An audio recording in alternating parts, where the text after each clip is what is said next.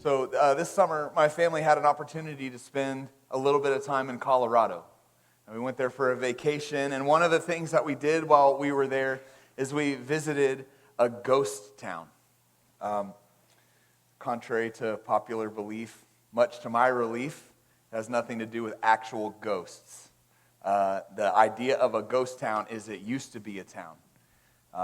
It's a town that time forgot. A place that's been abandoned. Everything's still there, just no people. So St. Elmo, Colorado, it was a booming mining town in the late 1800s, and people came from all over chasing silver and gold. Really what they were after opportunity, they were after wealth and success, what many of us would describe as the good life. That's what they were after.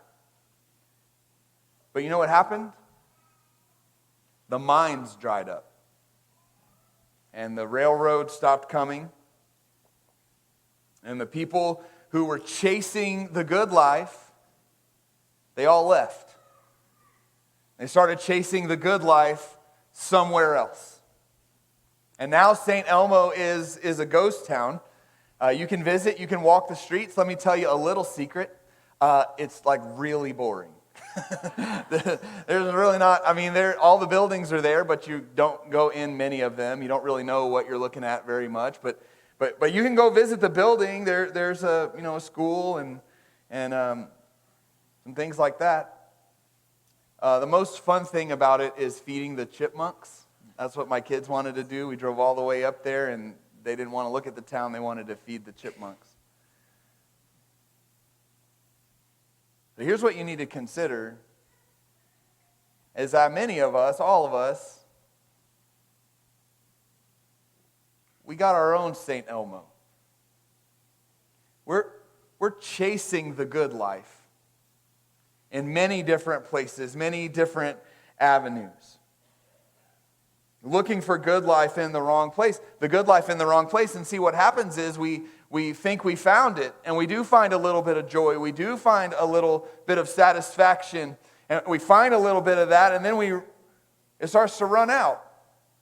And what do? We go find it somewhere else. We look for the good life in all these different places.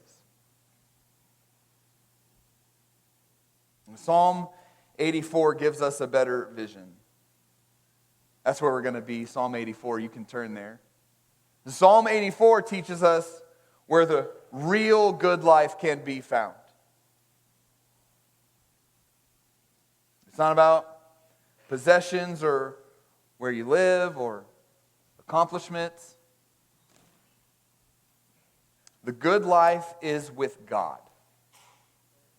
The good life is with God. Now we're going to look at Psalm 84 together, and there's really like three movements in this psalm. And the idea is it's kind of following an ancient Israelite worshiper as he is journeying towards the temple. You know, the Israelites, they had to make their way to the temple in Jerusalem. They had to do that 3 times a year, according to the book of Deuteronomy.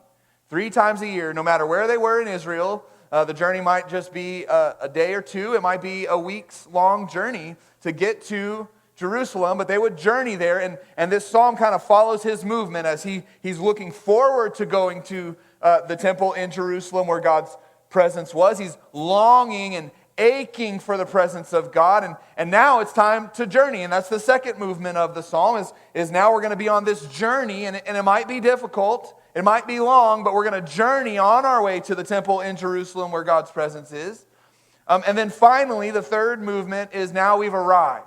And everything that I ever wanted and everything that I ever need and all the things that are good for me, I have arrived in God's presence in the temple in Jerusalem. That's the movement of the psalm, and that's how we'll move through it together. But let's begin in verses 1 through 4, where we find the psalmist longing for God's presence. Look what it says in verse 1. How lovely is your dwelling place, O Lord of hosts. My soul longs, yes, faints for the courts of the Lord. My heart and flesh sing for joy to the living God. Even the sparrow finds a home, and the swallow a nest for herself, where she may lay her young. at your altars, O Lord of hosts, my King and my God. Blessed are those who dwell in your house, ever singing your praise. Selah. Well, in verses 1 through 4, we find the psalmist longing for the presence of God, particularly the presence of God in the temple in Jerusalem. Every verse, 1 through 4, has a reference to the temple. Verse 1, dwelling place. Verse 2, courts of the Lord. Verse 3, your altars. Verse 4, your house. That is a reference to God's temple. The psalmist is longing for the presence of God in the temple in Jerusalem. He's longing to be in the presence of God. He says, how lovely is your dwelling place. And he says, my soul longs, yes, it faints to be in your presence. And then it says, my heart and my flesh sing for joy. That Hebrew word, it's more of a ringing cry, to cry aloud, like he's shouting for God. He's desperate. He's longing to be in the presence of God. And more than just longing to be in the presence of God, he's also jealous. He's jealous of those who get to be in God's presence all the time. In verse 3, it says, even the sparrow finds a home. The sparrow is like a bird that nobody cares about. So small, unimportant bird finds a home in God's home, that God welcomes the sparrow, and he gets to be there in God's presence all the time. He's jealous of this bird, and he's jealous in verse 4. Blessed are those who dwell in your house, ever singing your praise. It's like the psalmist is saying, I've got to travel back and forth all the time. But there are some people who always get to be there, and I'm jealous, this longing and this ache to be in the presence of God. And he's longing and he's aching to be in the presence of God because he knows that the good life is with God and nowhere else. Nothing else will do. The good life is with God alone. And that's something that I think you and I, we really need to learn. And we might know that in our head. And I've said probably these very same words from right here. We need to know this, that the good life is with God and nowhere else. But often, you and I, we're going after ghost towns. And we're creating ghost towns because we think that the good life is often with success and achievement. I know I'll find the satisfaction that I'm looking for, the joy, the peace that I'm after. I know that I'll find it if I can just succeed, or if I can just achieve, if I can just meet this goal, then I'll be happy. Or like a life of ease. We think the good life is a life of ease. Nothing ever goes bad for me.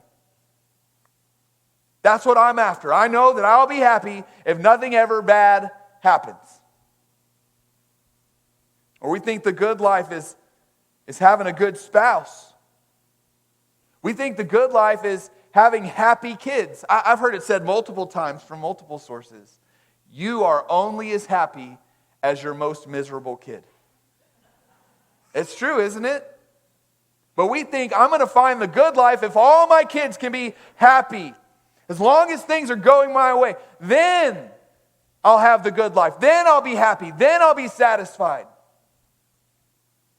And then we're jealous. We're jealous because we see somebody else who they've achieved what I was hoping to achieve, and they're living the good life that I deserve. Or their kids are better, or their spouse is better, or everything seems to go their way, which isn't true, but that we look at it that way, and we become jealous of others. And we become frustrated when we keep trying to find the joy and the satisfaction that we know we need. We feel it in our bones, we need it, and we keep going to these places, these St. Elmos, these ghost towns. We keep going to all of these places. And we find ourselves frustrated because even when we achieve the thing that we think we need to achieve, we don't find really what we're looking for.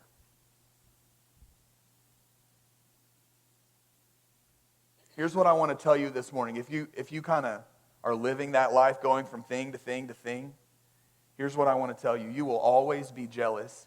You will always be frustrated. You will never find what you're looking for until you realize that the good life is with God.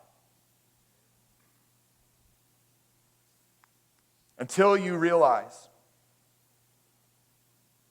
and really comprehend the idea that as the people of God, you and I are exiles. This world is not our home.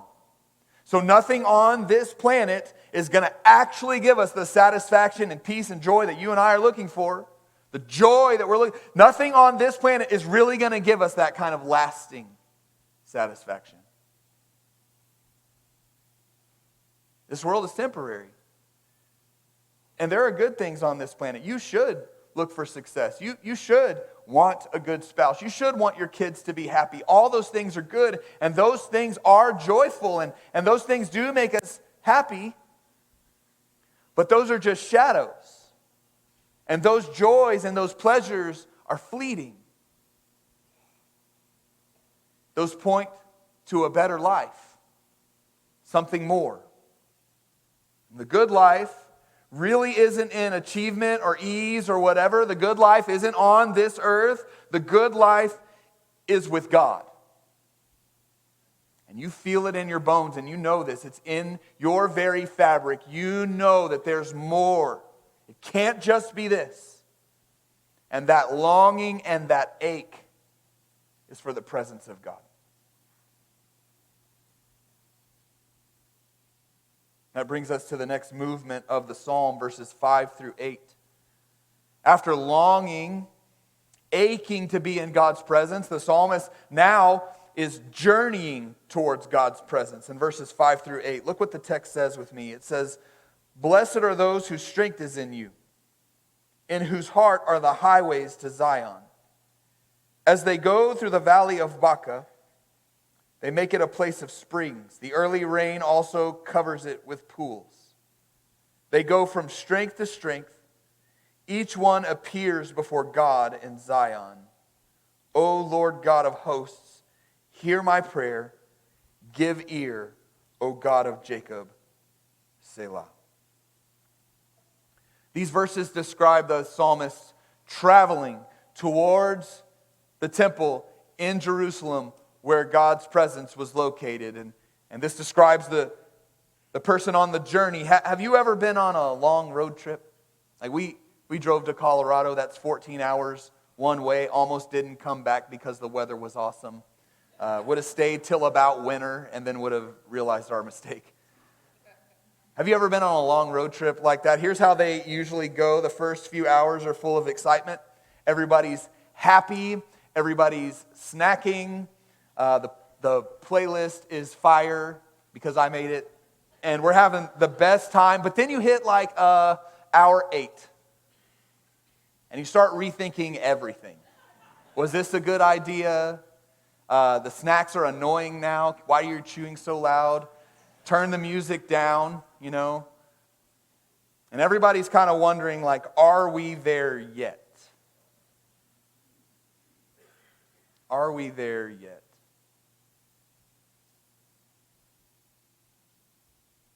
The psalmist knows what that's like, and it seems like he's kind of asking that question. Verses 5 through 8 are the journey to God's presence in the temple in Jerusalem. He hasn't reached there yet. He's on the road, and here's the deal about the road to Jerusalem. It's not easy. It's not easy. In verse 6, he says that he travels through the valley of Baca. The valley of Baca, that word Baca in the Hebrew language, it sounds like it kind of is the word for weeping. The valley of sorrow. Have you ever been in the valley of sorrow?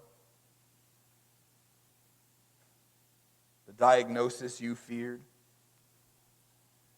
The job loss that you didn't expect? The relationship that fractured? The grief? The worry? The regret? The fatigue? Have you ever been in the valley of sorrow And that's something that I think is kind of surprising in Psalm 84. You've got somebody who loves God, and they are longing to be in his presence. And out of obedience, out of duty and delight, he begins to travel to be in God's presence in the temple in Jerusalem. That's what he wants. And the surprising thing here is that the journey towards God's presence isn't around the valley of sorrow. It's through it. Through the valley of sorrow. But here's the promise. Even though you walk through the valley of sorrow, God meets you there. He meets you there. Look at verse 6 again. It says, as they go through the valley of Baca, they make it a place of springs. The early rain also covers it with pools. Now here's what you need to know. When I think of a valley, I usually think of like a nice meadow. That is a valley. But the valleys in and around Jerusalem, kind of east of Jerusalem, it's more of a desert mountain situation. So rocks, craggy, and the valleys, they're not meadows, they're deserts. There is no water. But it says in verse 6, there is water. They make it a place of springs. Somehow they find life and vitality, somehow, in the valley of sorrow. Water where there should be no water. Life where there should not be life. Joy where there should not be joy. Somehow they do this. How do they do it? As they go through the valley of Baca, they make it a place of springs. How do they do it? Well, verse 5, blessed are those whose strength is in you. That's who the they are. The ones whose strength is in God. They don't do it. They aren't able to find life and joy on their own. Their strength is in God. He gives joy in sorrow. He gives hope in grief. He gives grace in weakness. God meets you there in the valley. Can you think of a time that your pain was so deep it was aching, but God met you there in your pain? Not necessarily with answers, but with his presence. Not necessarily with healing, but with hope. Can you think of a time when God did that for you? The psalmist says he gives them strength. And because they have his strength, not theirs, they're able to find life in the deepest of valleys.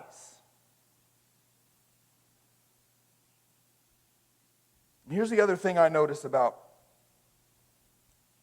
life in the valley of sorrow. Verse 7 says they go from strength to strength. Do you know what that means? Strength to strength. It means that God doesn't give you all the strength you need to make it the rest of your life. It's not what he does. He gives you enough strength to make it through today. And when that strength starts to run out, guess what he does the next day? Another strength. Strength to strength to strength to strength.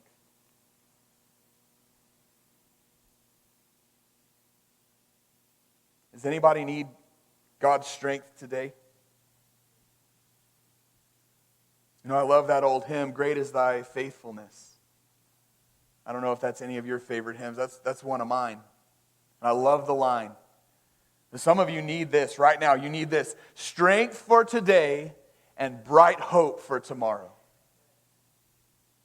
That's something that God gives. Strength for today, bright hope for tomorrow. Just like God gave the Israelites manna as they were wandering through the wilderness, he gave them food, bread from heaven, enough for the day, not for the whole journey, just for today, so that we would learn to trust him on the next day.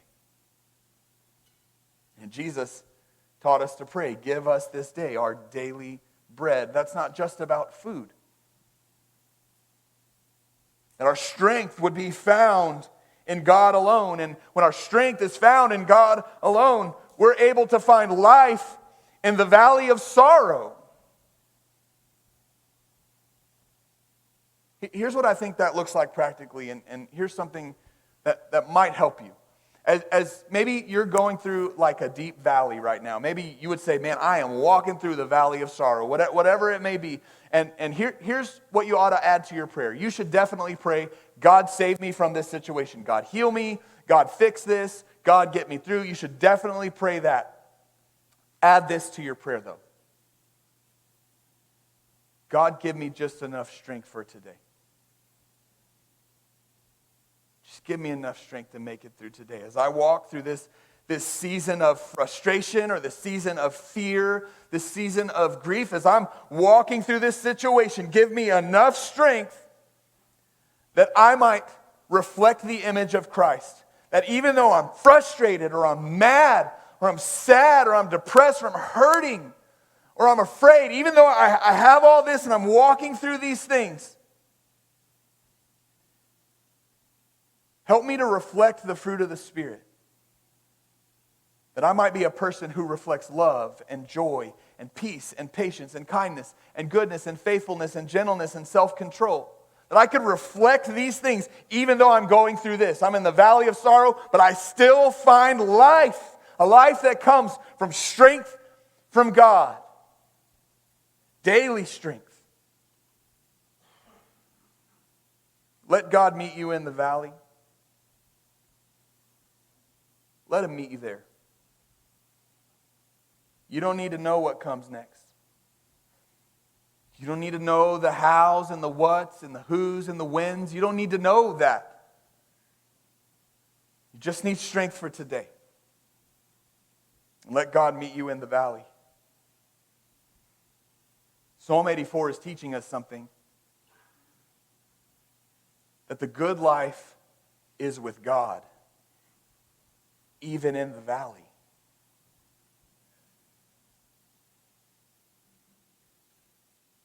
That brings us to the third movement of the psalm. We've longed and we've ached for the presence of God, and now we're journeying on the way to be with God. And then the third movement is the psalmist has arrived in Jerusalem at the temple in the presence of God.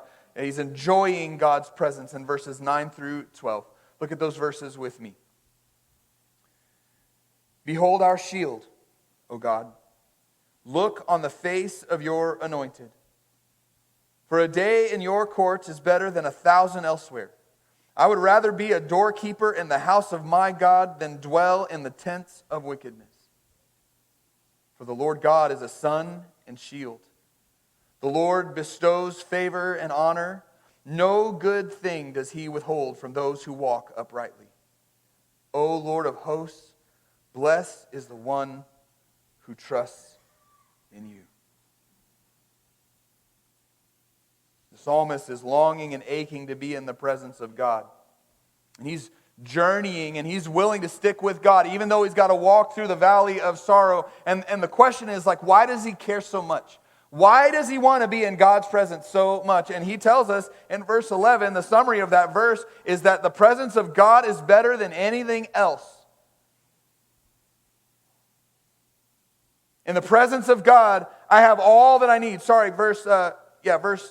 Verse 10, he says, for a day in your courts is better than 1,000 elsewhere. I would rather be a doorkeeper in the house of my God than dwell in the tents of wickedness.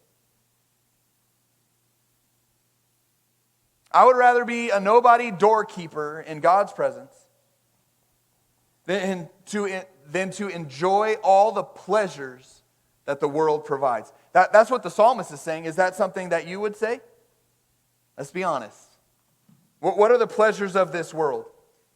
Fame, wealth, status, romance, ease, comfort, success, winning. I would rather be a nobody in God's kingdom than have any of those things. Can you say that? I don't know. Why does the psalmist come to that conclusion, though? Verse 11 is where he comes to that conclusion, or the reason why he does. He says the Lord God is a sun and shield. The Lord bestows favor and honor. In other words, God gives me everything I really need. Provision, protection, dignity, acceptance. He gives me what I really need. And not only what I need, look what it says. No good thing does he withhold from those who walk uprightly.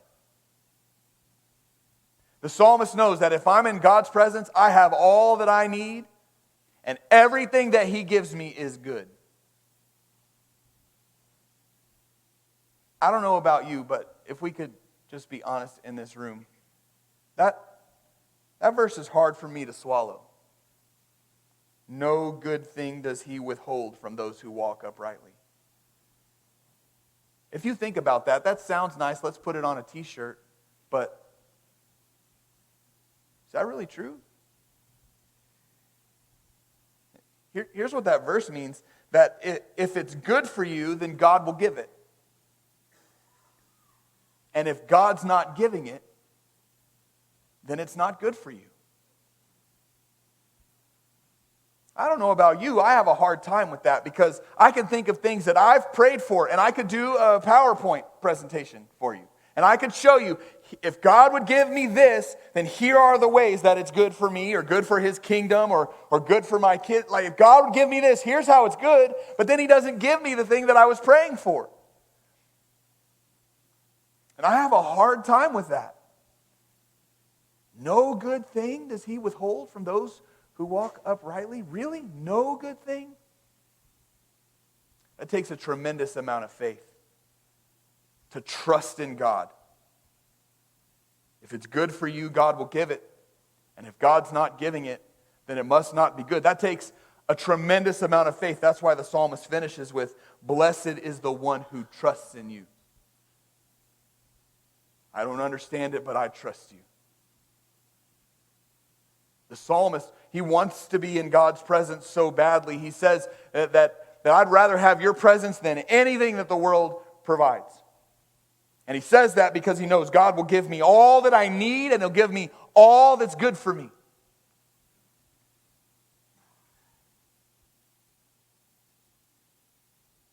What does Psalm 84 teach us this morning? What do we learn? So, the big idea, the good life is with God, right? The good life is with God, and the joy and the satisfaction and the provision and the protection and everything that we really are longing for. We know we find those things in the presence of God. That's the big idea. And this psalm, we talked about the movement of the psalm, and it makes total sense. Of somebody who lives somewhere else in Israel, and it's time to travel towards the temple, and they're longing, and they're aching, and they're journeying, and finally they arrive at the temple in Jerusalem in God's presence. That makes total sense. But here's my question. How do we read Psalm 84? How do we apply Psalm 84 to ourselves? Because there is no temple. The temple was destroyed in 70 A.D.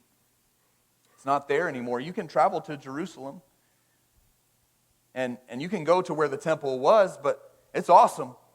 But it's just a platform. There's really nothing there. God's presence isn't localized there. How do we read Psalm 84 as the new covenant people of God? Let me help you with that. Okay, here's what the New Testament teaches. The New Testament teaches us that all of those Old Testament holy things, like the temple, the priests, the sacrifices, all those things, all they did was really point to something else. The New Testament tells us those are like shadows.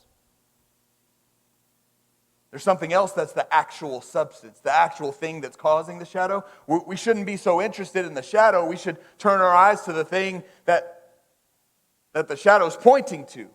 Well, what is the thing that the shadow's pointing to? I've read the end of the book of Revelation. And what I find is that the temple in Jerusalem wasn't the end-all, be-all plan for God's presence on the earth with man. That wasn't the final plan. That was just like an installment of it. It's a shadow that pointed to something else. In the book of Revelation, John says that one day there will be a day when God makes a new heaven and a new earth. He makes all things new, and everything that's broken on this earth will be restored. So there'll be no more sin, there'll be no more sadness, there'll be no more death, there'll be no more Satan. There'll be no more devastating floods that ruin people's lives. There'll be no more cancer. There's coming a day when those things won't exist anymore. And the old heaven and earth, God's going to do away with, and there's going to be a new heaven and a new earth. And in this new heaven and this new earth, God will dwell with us. Not in just a spiritual way, but in a real, visible, tangible way. God will dwell with us on the earth. And for that reason, John says in Revelation, he says there's no need for a temple anymore. You need a temple so that God and man can dwell together, but if God's dwelling on the earth already, we don't need a temple. The whole earth is the temple. The whole universe is God's temple, and we will dwell with Him together. And that Old Testament temple was only a shadow of what God intends for us. Can I tell you, it's the new heavens and the new earth that you and I are longing for. That ache that we have in the very fabric of our being. And we know that there's something more. We know that there's something better, that when I get what I thought I wanted and it's not enough, that's just a shadow that points to something else. The new heavens and the new earth. So how do we read Psalm 84? We read it like this. How lovely is your dwelling place, O Lord of hosts. Not the temple, the new heavens and the new earth. My soul longs, yes, faints for the courts of the Lord. My heart and my flesh sing for joy to the living God. And remember, I told you sing for joy. That's a word more like cry out. I'm crying out for the living God. My soul is longing and aching because I want to be there. I'm ready for the new heavens and the new earth. And I'm jealous of people that are already there. The sparrow finds a home, and the ones who are already there ever singing your praise. I'm jealous because I want to be in the new heavens and the new earth. How do we read Psalm 84? We know we're on a journey. We're not there yet. You and I, we are journeying on our way to the new heavens and the new earth, and we're going to find ourselves, and some of you right now are in the valley of sorrow. Make it a place of springs. Find your strength in God alone. Ask Him for it. And know that He doesn't promise you strength to make it for forever. He promises you strength for today. Strength to strength. And here's one more thing. We don't journey alone. The good life is with God, and the beauty of the church is we get to long for better things together. We can ache together for the new heavens and the new earth. And we can journey through hard times together. If you're not connected in with a church, and I love this one, but if you're not connected in to a church, you're missing stuff. You're missing things that God has for you. Not just attending church, but being a part and journeying together with others. We get to worship Jesus together. Small glimpses of His presence. Every Sunday when we gather together, these are small glimpses of what it's like to be in His presence together. Together, we journey together. And here's the deal, one day, we will see Him face to face together. No more distance. No more valleys. Just God and His people forever, fully, and finally home. Blessed are those who will dwell in his house. Blessed are those whose strength remains in him. And blessed are those who trust in God. No matter the valley, the disappointment, the frustration, the difficulty, the pain. Blessed are those who trust in the Lord.